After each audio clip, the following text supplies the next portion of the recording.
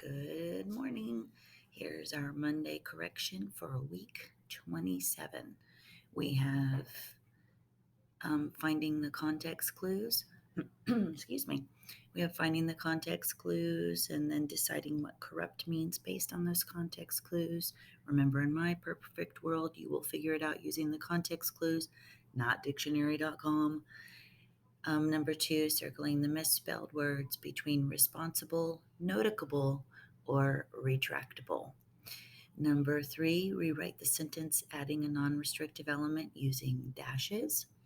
So Sophia loves all of her cats. So you'll have to decide between adding the non-restrictive element for Sophia or adding the non-restrictive element about her cats. Number 4, we're circling the correct pronoun and deciding if it's subjective, objective, or possessive, and then choosing the antonym. Remember the antonym, the opposite of inhibit. Okay, so let's get into number 1. The judge said that the young criminal seemed to be a decent boy of above average intelligence. He felt that the boy was worth saving and agreed with his lawyer that the hardened criminals in prison would corrupt the juvenile. All right, so let me grab my pen. I'm going to do blue today. So it's hard doing these when you already know what the word means, but maybe it's easier to do them when you already know what the word means.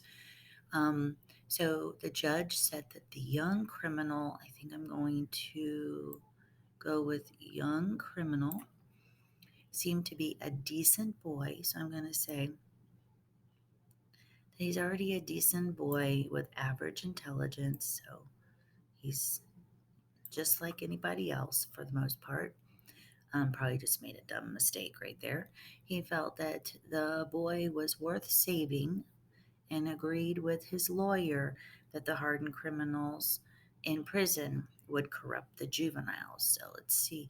I think I'm going to say he was worth saving. Okay. And then that the criminals would corrupt the juvenile. So we have to take all of those and build on the kid's character to figure out what the word corrupt means. So he was young and a criminal, so he was making bad choices. He was a decent person before and after he made these bad choices, and he has the regular intelligence, just like most of us do, and that he was worth saving.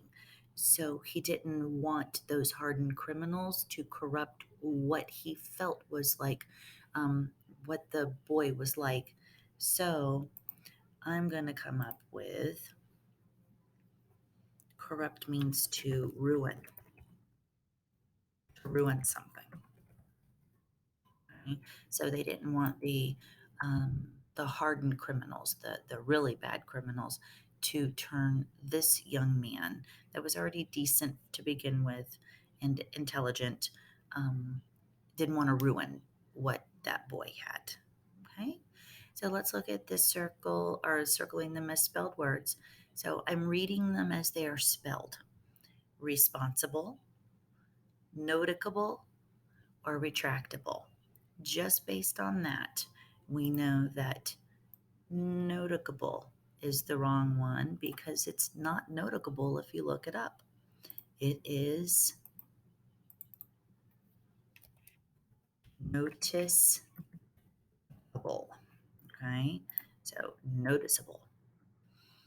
Number 3, rewrite the sentence adding a non restrictive element using dashes. Remember,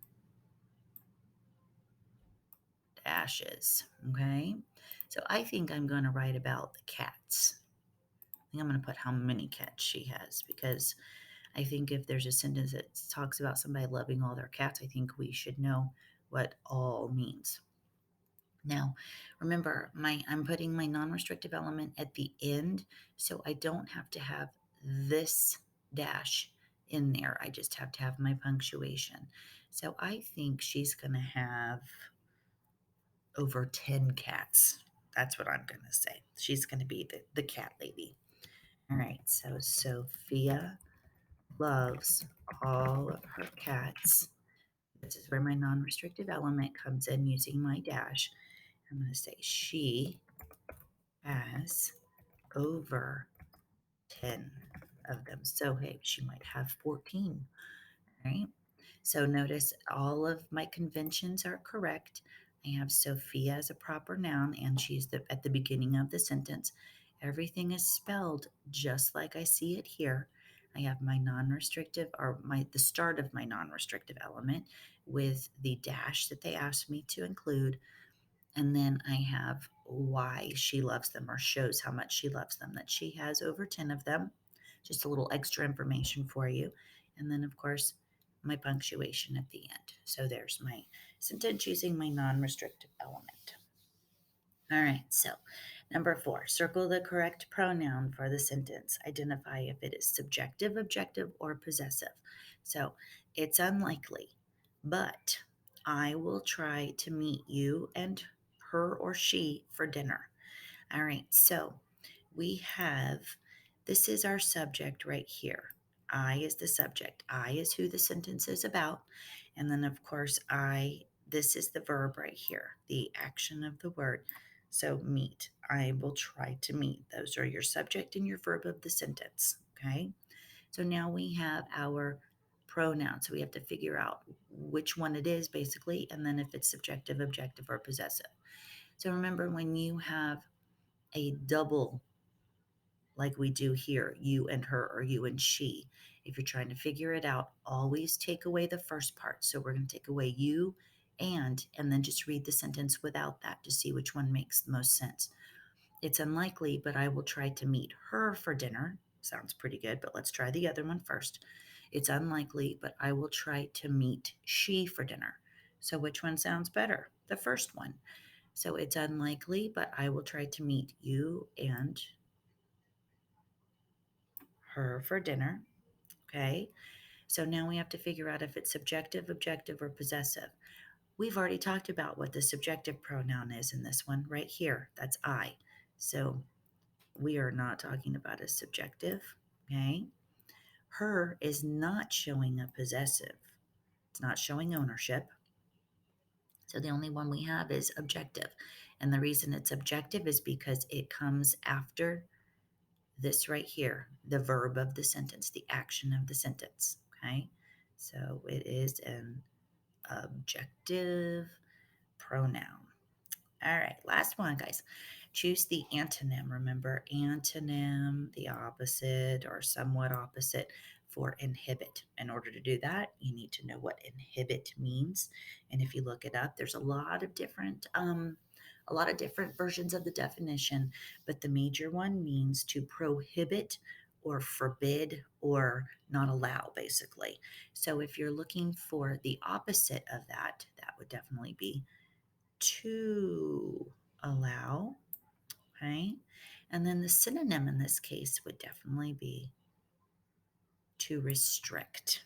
So I'm restricting your use, I'm restricting your allow. Okay. So there you go. If you have any questions, remember you guys can text me anytime, text or call, email, whatever you need to do. All right, guys. I'll see you later. Bye.